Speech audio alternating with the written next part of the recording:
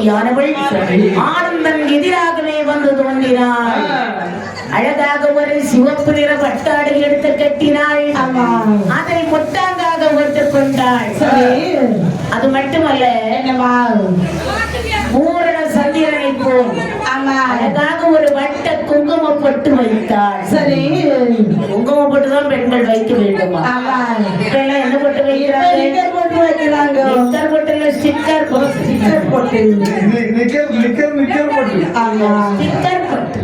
பொட்டு. தம்பி அது மட்டுமல்ல, பகவானை மனதிலே நினைத்தாள். இறைவா பரம்பொருளே, எனக்கு தாய் வேண்டும் என்று கழுத்திலே கையை வைத்தாள்.